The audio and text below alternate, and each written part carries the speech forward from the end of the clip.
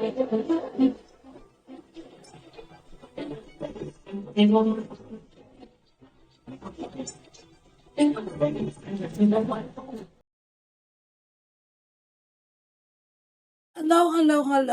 everyone, and how is everyone doing today? It is another day that the Lord has made. Let us rejoice and be glad in it.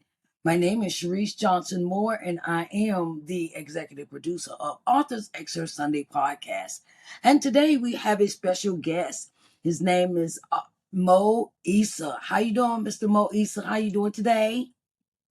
I'm good, thank you. All great. All right. So, with your book, The Midlife Shift, can you give us a little background about yourself and then give us an understanding of what brought you to write this book? Okay, first of all, let me thank you for having me on the show, and let me give you a little background about myself. I'm originally from Lebanon, Lebanese, but I live in Ghana, West Africa, and I've all my life I've been a business owner. I've run a business for 30 years plus, and around when I was around 40, 43 or something like that, I started I've had my renaissance, as I said, my internal revolution. I've gone more inward and more, which we'll get into much more into the book, but I'm just giving you a brief background. And that's how I started sort of writing through journaling. I first started journaling all my thoughts and I started writing. And that led me to this path of reaching this the memoir that I just wrote now, the midlife shift, and how I left the rat race to find myself. So that's a short way of saying how I started writing. I got into this book, which took me about 5 years to write, actually. Oh, okay, all right. So in this the book, The Midlife Shift, what things happen to curate you to really to write this book, to get into a in-depth like midlife of that shift, you know Yeah, I mean the whole my whole message really, bottom line is that we need to go internally sometimes to really ask the big questions, because I was a businessman. I was very successful. I made money, and I've lived a good life. I spent lavishly, but at the back of my mind, I was always asking the questions like, am I really satisfied? yeah.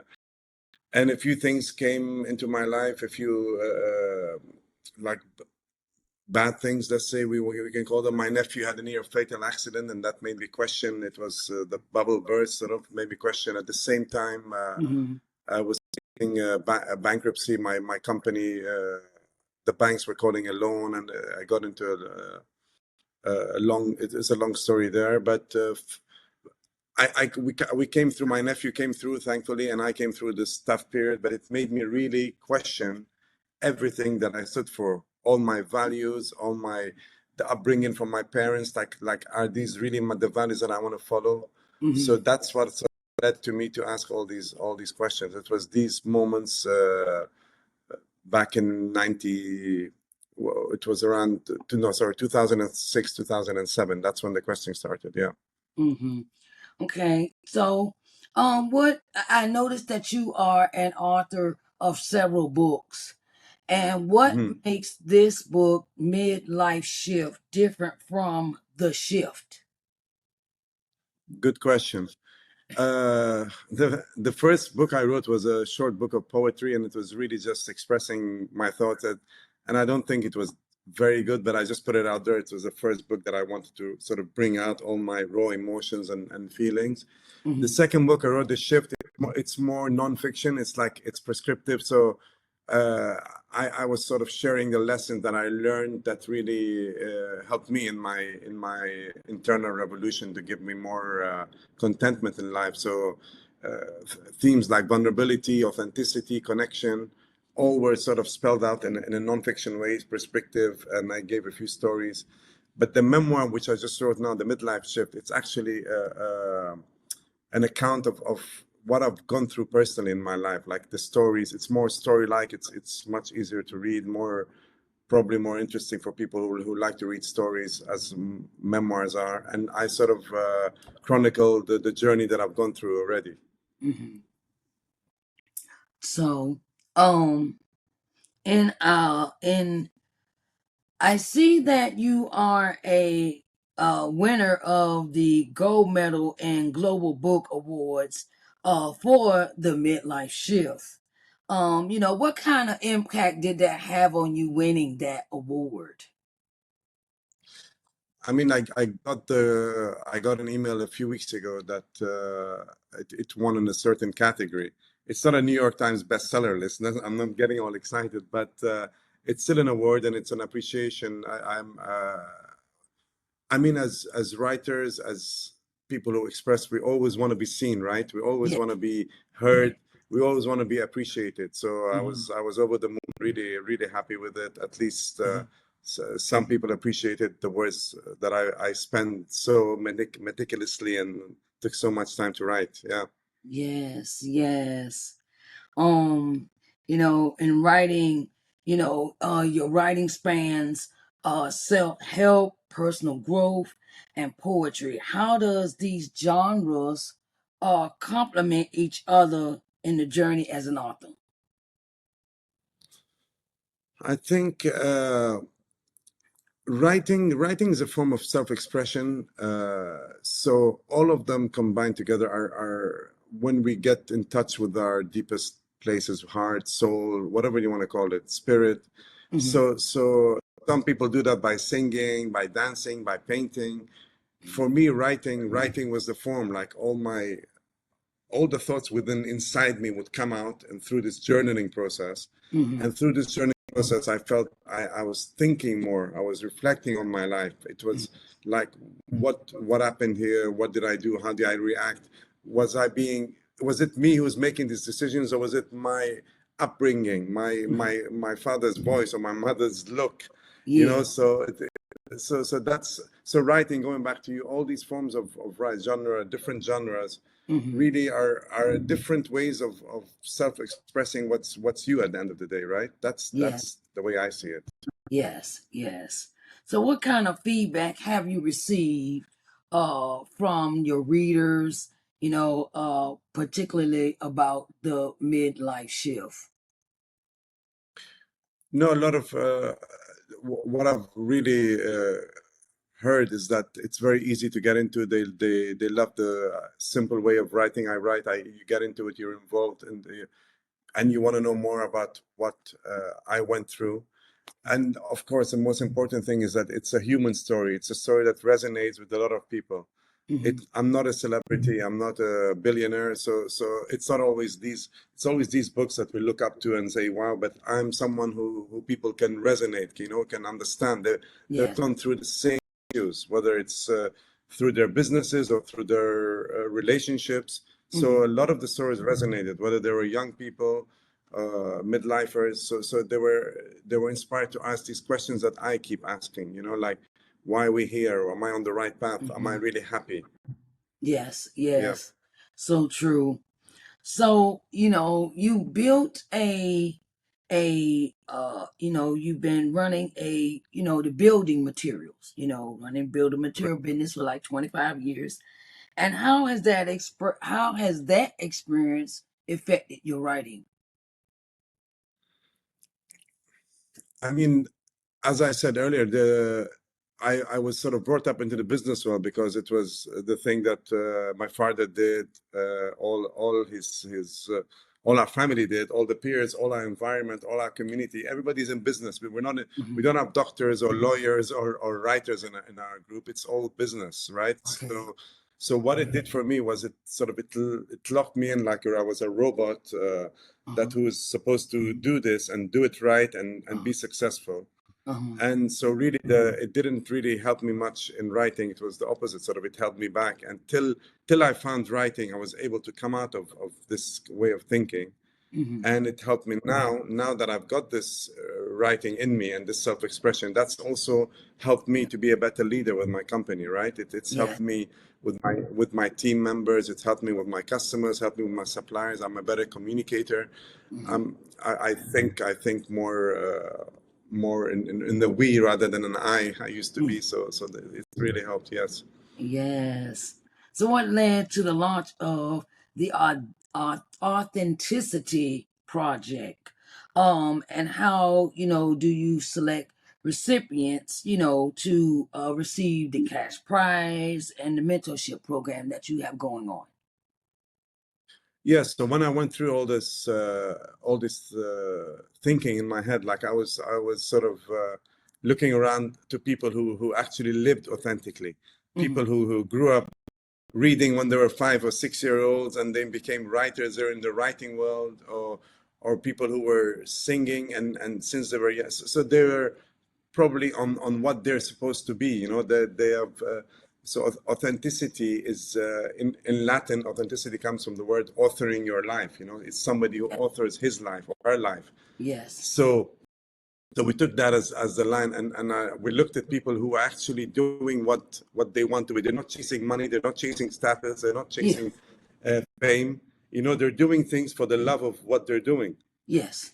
And some were successful, some were not too successful, but at least they were doing what they love. Mm-hmm. And it was like we were five of us. I brought in some friends, some colleagues who helped, and in the committee we looked at there was like at the beginning, the first year we did, there were about 15 finalists or people who could vote for. We voted for the top three.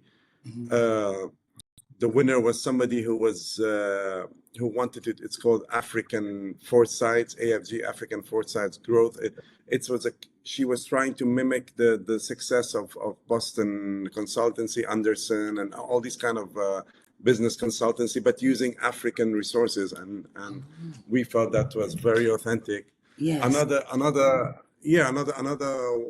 fantastic lady, her name was Selassie Adiduku, and she was a chef who was using Ghanaian traditional Ghanaian sort of recipes, so that and try to make them more accessible to everybody, but doing them up in a sort of like Michelin star kind of fine dining themes, and that was very nice as well. So it was these kind of people who are really authentic. She was African originally. She was trying to bring that African theme to the Yeah. world to share with people. Mm-hmm. So that's the kind of well, we felt we chose. These are the people who are living authentically. Of course, it's not only exclusive to these kind of people, but that's the choices we had, right? Yes, yes, yes. That's so true. Being authentic is the most powerfulest thing that you can be. Being Right. authentic, not putting on airs for folks, and and bringing the gifts and talents that God have given you and presenting them to the world in your own form and fashion. So Right. that is so wonderful that you have created your authenticity launch, this program for mentorship for others. And I commend you on stepping out from your, the life that we were so rigorously living, Mm, and then we like one day, like, you know what, I want to do something different. The light right. bulb moment go off and be like, I want to do something different, than what I'm normally doing. And then once you sit down, take the time to really get into what you really would do if it wasn't for what you was already doing, and you come out with True. this fantastic program, and so how do others get to enroll or apply for this program?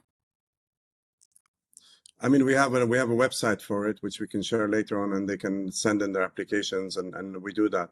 I Oh, think this year we're trying to go a bit more international because it's so easy to do now online with all these connections we have, right? Before yes, it was only focused to Ghana, but now we're doing it internationally. So we start sort of working on it towards April, and Oh, that's when we sort of launch the 2025 initiative, and the website will be up revamped and with all the applications. Hopefully, we can look at that. Yeah. okay, all right, all right. So in that sense of you're writing your book, what other things do you have going on? What other things do you have going on as far as events or projects that you have?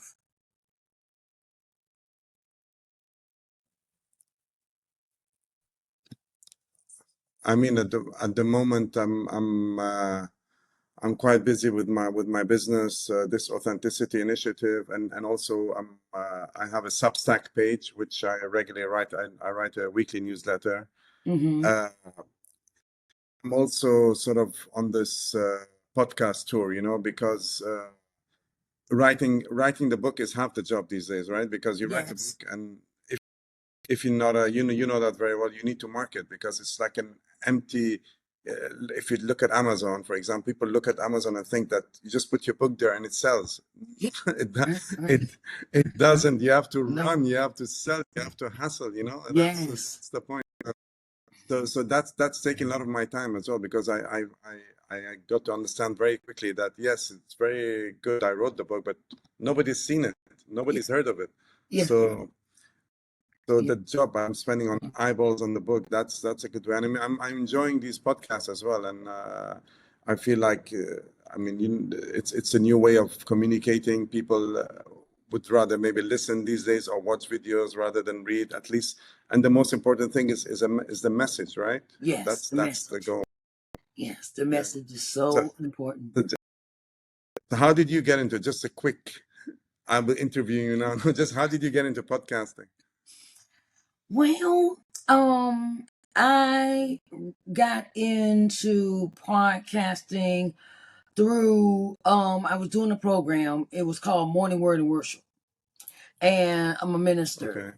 So, and then I had Okay. this idea of taking that program I did every morning and turn it into a weekly show, a weekly program that I do across all my social media platforms, Okay. LinkedIn, TikTok, Facebook, all those. And then I decided, I said, well, I'm gonna go ahead and make this a podcast. So I just went Hmm. on ahead and got the account, created the account, and that's how I got into it. And then God gave me some more things to do, and that's how I came up with Authors Excerpt Sunday podcast. So Okay.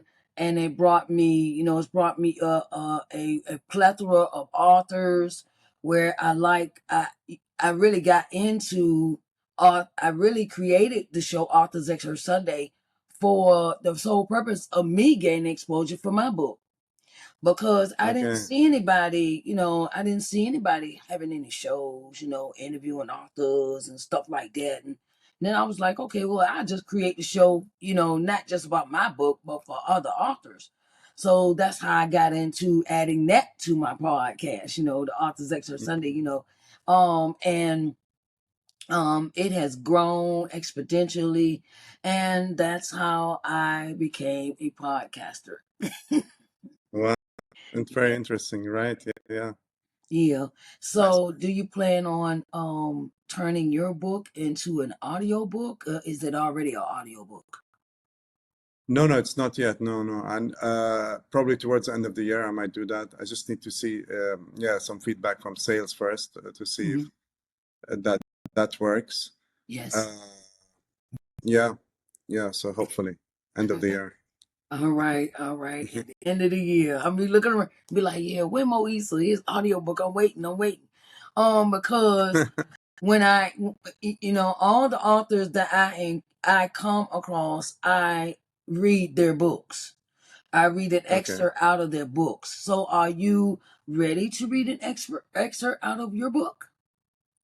Sure, sure. Yeah, Okay. absolutely. All right. How long will that be? Do you want it to be It like? doesn't matter. One or two paragraphs is fine. Okay. Okay, great. Okay, so I'll read the part of I think it's which chapter? It's towards the end. It's chapter 13, and this is where I've gone through so many trials and tribulations, and I've done so many things, and it's I'll just read. But by the end of October, I was in a deep funk. After all the work I'd done on myself, I was still in the same place. I knew my predicament, but I was paralyzed as to what to do next. Over a long weekend, I went alone to a nearby beach resort to sit and reflect. This time, there was no therapist, faith healer, or magic mushrooms.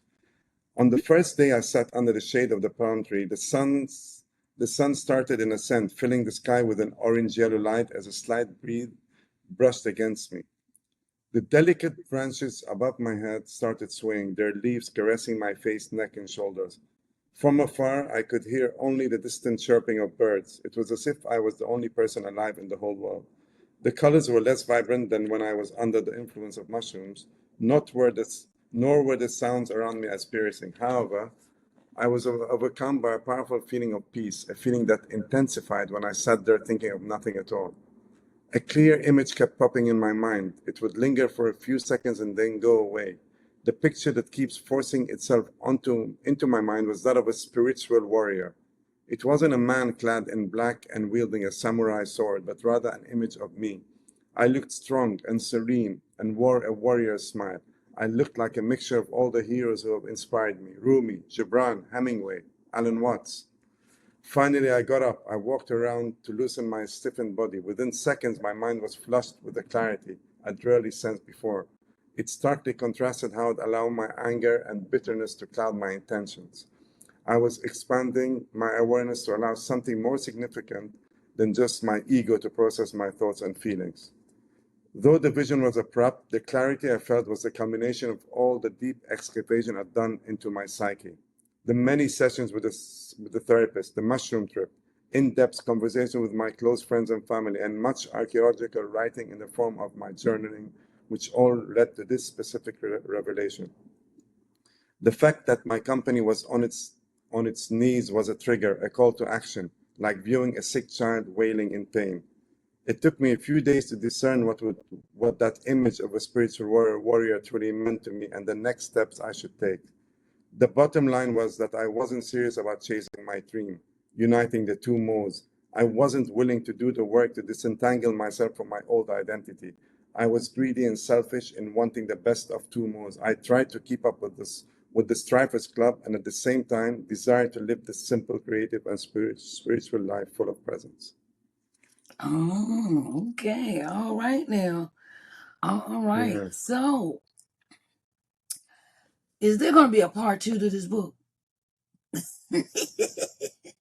I've got to live for another 15 years. Let Right, right. So, wait a minute. Don't rush me, right? So, so, thank you for reading your excerpt from your book.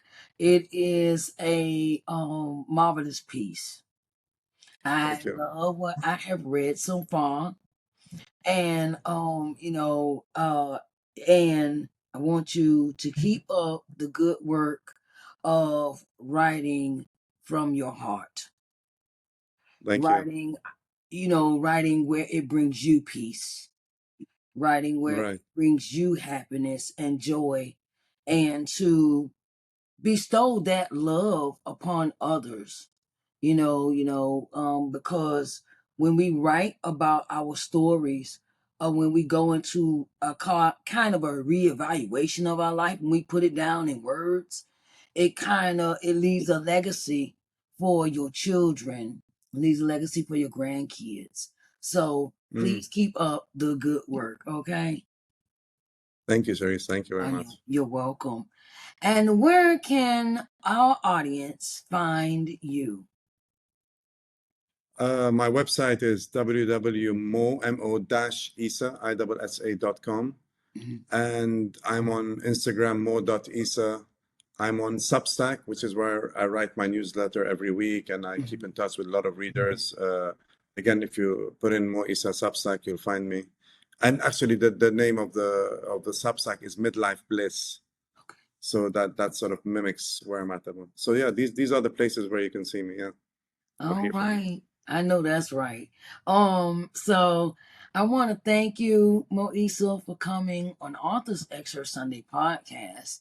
And, come back and share some more stuff with us, when you can come and share your other books as well, because I love to give authors all the exposure that they need here in this space. Right. So, and I greatly appreciate you coming on today. And I want to say, I thank you. I thank you for your words of wisdom. I thank you for your words of encouragement. And I want to congratulate you on your authenticity program that you have.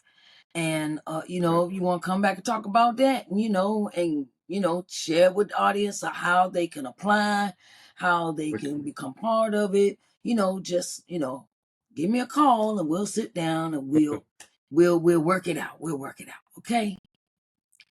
Thank you. Great to hear that, Sharise. Thank you very much. You're welcome. You're welcome. I want to say thank you to everyone that has joined our program today, Author's Excerpt Sunday podcast, with our special guest, Mo Issa.